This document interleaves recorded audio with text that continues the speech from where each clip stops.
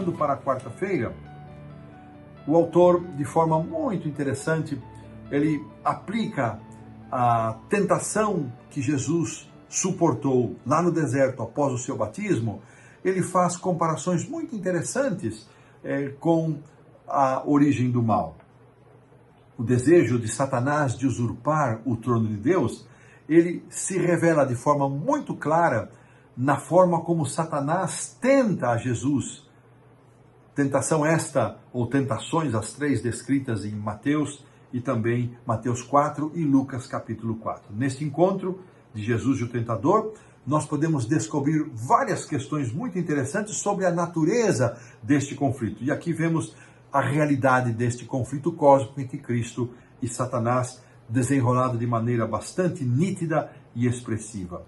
O que a Bíblia então nos revela sobre este campo de tentação que se formou ali entre Cristo e Satanás no deserto após o batismo de Jesus?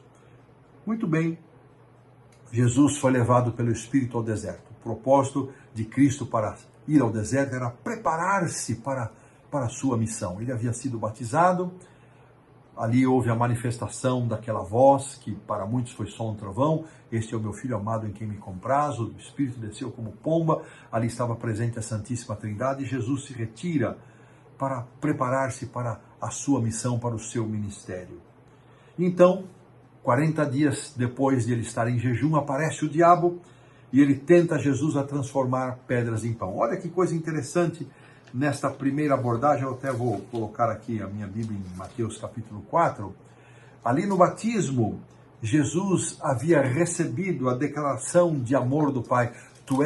Este é o meu Filho amado, tu és o meu Filho amado, em quem tenho prazer, em quem me comprazo.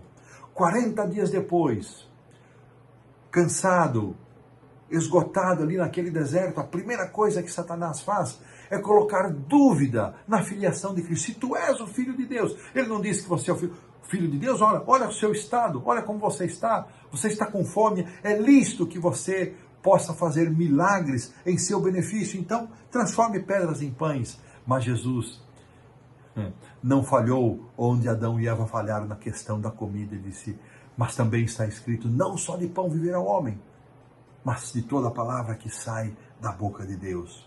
Então, na tentativa de levar Jesus a agir com presunção, o diabo o atentou a atirar-se.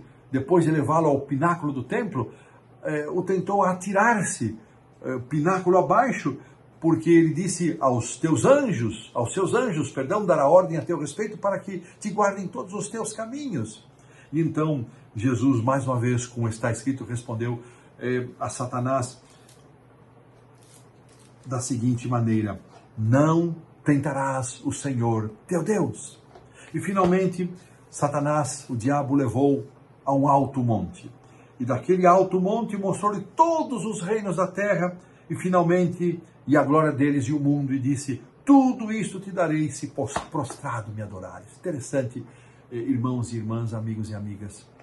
Satanás é perito, é esperto demais para oferecer aquilo que não lhe pertence, para nos dominar, para nos atrair e para nos derrubar. Satanás estava oferecendo para Cristo alguma coisa que não pertencia a ele, que ele havia tomado provisoriamente. Poderia pertencer-lhe, mas não lhe pertencia. Ele não havia criado nada. Deus era o Criador. E então Jesus responde: para trás, retira-te, Satanás, porque está escrito: ao Senhor teu Deus adorarás e só a Ele darás culto. A questão da adoração, mais uma vez, toma aqui um lugar central no processo de elevar-se, de exaltar-se, de receber a atenção do mundo e de Cristo. E se ele tivesse obtido a adoração de Cristo, então todo mundo também iria adorá-lo. Desta maneira e desta forma, nossa compreensão de que, ao lidarmos com as tentações, a nossa única arma segura e poderosa são as Escrituras, a palavra de Deus. E desta maneira, Satanás fracassou.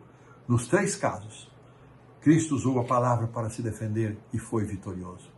A única arma que temos para vencer neste mundo é a vitória de Cristo.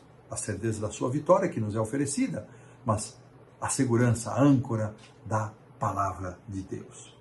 Queridos irmãos, desta forma, ao recordarmos as 3 tentações, Satanás tenta nos desfigurar, ele tenta nos iludir com a ideia de que não somos filhos, se estamos sofrendo nesse mundo, se estamos enfrentando lutas, tentações, provações, ou seja, onde está Deus? Essa tentação ele continua a induzir-nos a uma relação presunçosa com Deus.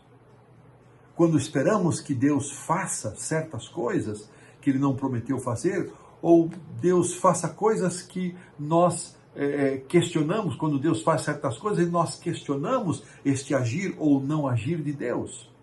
E mais uma vez aqui, o teísmo cético, ele entra em cena, nós vemos apenas uma parte, uma porção limitada de tudo que está acontecendo. Deus tem a visão completa.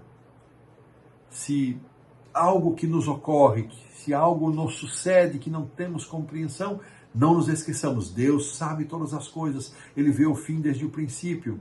E ao recusarmos ceder às suas insinuações, recusarmos sermos induzidos a adorá-lo por rejeitarmos a Deus como fez Eva, rejeitarmos a Deus como tantos outros fizeram, então demonstraremos o nosso amor ao nosso Deus e ficaremos com a mensagem segura e certa de que, embora joio e trigo permaneçam plantados junto neste mundo, um dia o trigo será arrancado, um dia o mal vai terminar. E desta forma, colocamos um ponto final na lição da quarta-feira.